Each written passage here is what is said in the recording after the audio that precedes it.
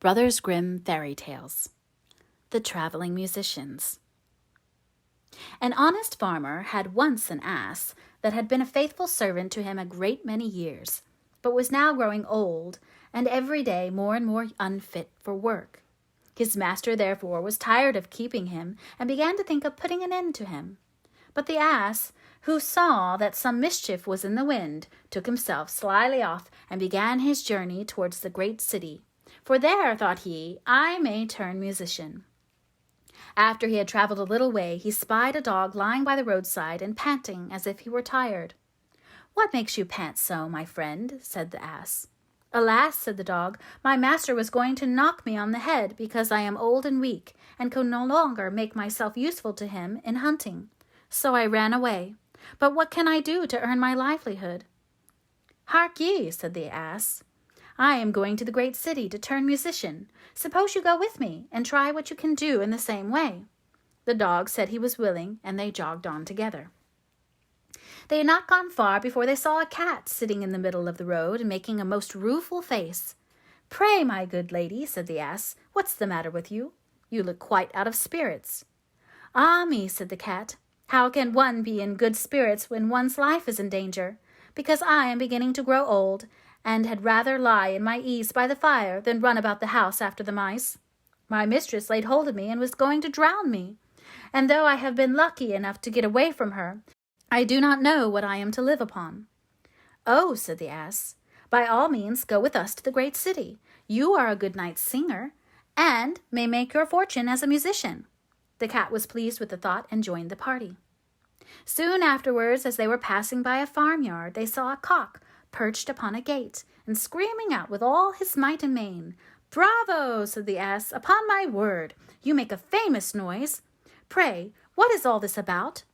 "Why," said the cock, "I was just now saying that we should have fine weather for our washing day, and yet my mistress and the cook don't thank me for my pains, but threaten to cut off my head tomorrow and make broth of me for the guests that are coming on Sunday." "Heaven forbid," said the ass. "Come with us, Master Chanticleer. It will be better at any rate than staying here to have your head cut off. Besides, who knows? If we care to sing in tune, we may get up some kind of a concert. So come along with us." "With all my heart," said the cock. So they all four went on jollily together. They could not, however, reach the great city the first day, so when night came on, they went into a wood to sleep. The ass and the dog laid themselves down under a great tree, and the cat climbed up into the branches, while the cock, thinking that the higher he sat, the safer he should be, flew up to the very top of the tree, and then, according to his custom, before he went to sleep, looked out on all sides of him to see that everything was well. In doing this, he saw afar off something bright and shining, and calling to his companions said, "There must be a house no great way off, for I see a light." "If that be the case," said the ass, "we had better change our quarters, for our lodging is not the best in the world. Besides," added the dog, "I should not be the worse for a bone or two, or a bit of meat." So they walked off together towards the spot where Chanticleer had seen the light, and as they drew near it became larger and brighter, till they at last came close to a house in which a gang of robbers lived. The ass, being the tallest of the company, marched up to the window and peeped in. "Well, donkey," said Chanticleer, "what do you see?" "What do I see?" replied the ass. "Why, I see a table spread with all kinds of good things, and robbers sitting round it making merry." "That would be a noble lodging for us," said the cock. "Yes," said the ass, "if we could only get in." So they consulted together how they should contrive to get the robbers out, and at last they hit upon a plan. The ass placed himself upright on his hind legs, with his 4 feet resting against the window. The dog got upon his back, the cat scrambled up to the dog's shoulders, and the cock flew up and sat upon the cat's head. When all was ready, a signal was given, and they began their music. The ass brayed, the dog barked, the cat mewed, and the cock screamed. And then they all broke through the window at once, and came tumbling into the room amongst the broken glass with a most hideous clatter. The robbers, who had been not a little frightened by the opening concert, had now no doubt that some frightful hobgoblin had broken in upon them, and scampered away as fast as they could. The coast once clear, our travellers soon sat down and dispatched what the robbers had left, with as much eagerness as if they had not expected to eat again for a month. As soon as they had satisfied themselves, they put out the lights, and each once more sought out a resting place to his own liking. The donkey laid himself down upon a heap of straw in the yard. The dog stretched himself upon a mat behind the door.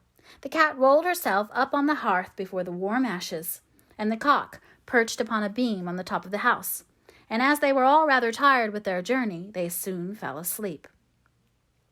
But about midnight, when the robbers saw from afar that the lights were out, and that they all seemed quiet, they began to think that they had been in too great a hurry to run away, and one of them, who was bolder than the rest, went to see what was going on. Finding everything still, he marched into the kitchen and groped about till he found a match in order to light a candle. And then, espying the glittering fiery eyes of the cat, he mistook them for live coals, and held the match to them to light it. But the cat, not understanding this, sprang at his face and spat and scratched at him. This frightened him dreadfully, and away he ran to the back door. But there the dog jumped up and bit him in the leg. And as he was crossing over the yard, the ass kicked him, and the cock, who had been awakened by the noise, crowed with all his might. At this the robber ran back as fast as he could to his comrades, and told the captain how a horrid witch had got into the house, and had spat at him and scratched his face with her long bony fingers, how a man with a knife in his hand had hidden himself behind the door and stabbed him in the leg, how a black monster stood in the yard and struck him with a club, and how the devil had sat upon the top of the house and cried out, "Throw the rascal up here." After this the robbers never dared to go back to the house. But the musicians were so pleased with their quarters that they took up their abode there, and there they are, I dare say, at this very day.